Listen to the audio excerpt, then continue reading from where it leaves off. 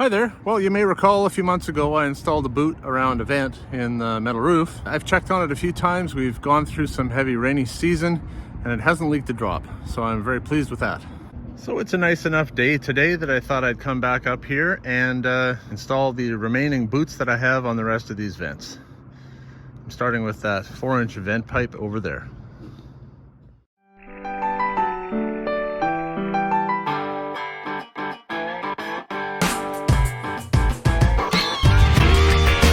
Buckle up your seat as I give you a day in the life of facilities maintenance.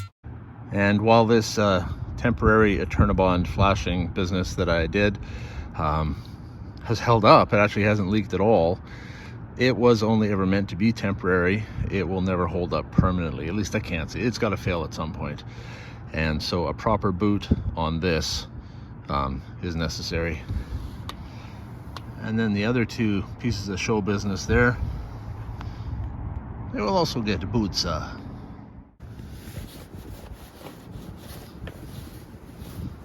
Eternabond can be both a good thing and a bad thing. The good thing is it makes an excellent temporary repair patch. The bad thing is trying to get it off is so much work that it's not worth it. So I'm just going to go right over top of it. nothing terribly complicated about this. I'm just wiping off the dust. If it was ever going to leak, it wouldn't be from this area anyway. This is fused to the surface so well. It would have come in, you know, around here somewhere. But even that, it stuck down incredibly well. I'm surprised it worked as well as it did, actually. Now, the product that I'm using today, oh, hold on a second. The product that I'm using today is made by Titebond, and it is designed specifically for metal roofs. So the first thing I did was cut this boot to the appropriate size, because they're made to fit multiple sizes within a range. Cut it to the appropriate size, pressed it down into place, and put some contour into this soft metal edging. Then I pulled it back up. I've put my sealant down. Now I'm going to push it back down into place and slam some screws into there. And because I don't want to run the risk of having any gaps down here, which would happen if I started up on the high points with screws, you start at the low point and work your way out. For my screws, I'm using a nice aggressive metal roofing screw with a rubber washer built right in. Now, my apologies for not having a tripod that would sit on an angle on this roof without tumbling off and smashing my camera, so I was not able to show you the actual act of putting the screws in, but I'm sure you can imagine it. And now I'm just cleaning up a bit of the sealant around the edge, helping to force it in all the little nooks and crannies, as well as getting rid of some of it. And other than a 4-inch hose clamp, which I need to go and grab and put around the top section, it's pretty straightforward. Probably safe to say that these guys will benefit more from what I'm doing here than that 4-inch plumbing vent did.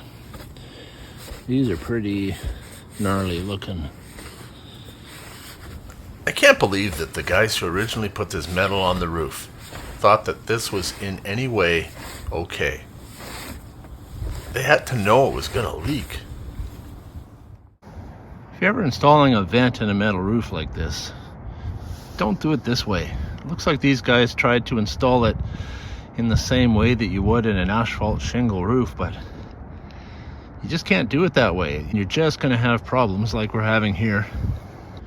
There's just no way around it. Use a proper seal and you won't have any headaches. As I was saying, these boots come in multiple sizes.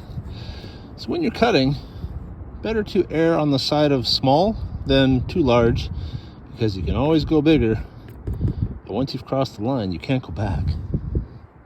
Fortunately, the one I'm cutting out right now is the same size as that one over there, so no guesswork. I just cut it exactly the same, and this will slip over the top of the vent.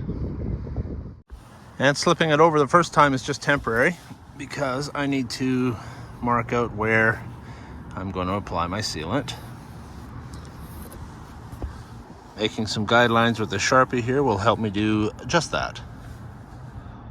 And with my lines in place, I can now throw a bead of sealant all the way around. This one's going to be a little trickier of a fit.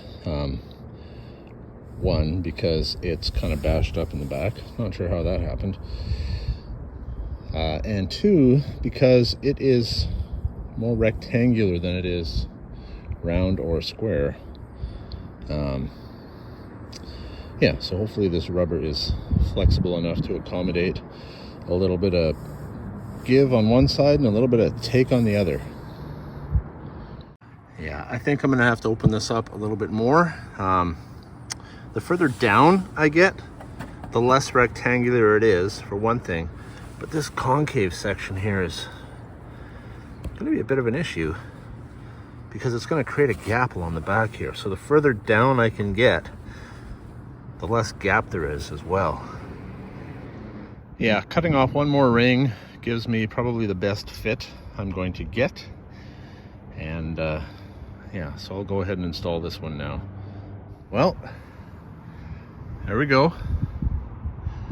Now, ideally, the best way to do this would have been to remove these old vents, remove these roof panels that have been butchered around the old vents, and put new roof vents in there, put new panels in there, and boot them correctly, because what they've done previously underneath these new boots made these boots a little bit more difficult to fit. However, they're in place and we should be good. We do what we can with what we have to work with sometimes. Thanks for watching. I'll see you next time. And for reference, these are the vent boots that were used. And I'm happy to report that 1 year later, and after many heavy rains, we have had 0 leaks. So once again, thanks for watching.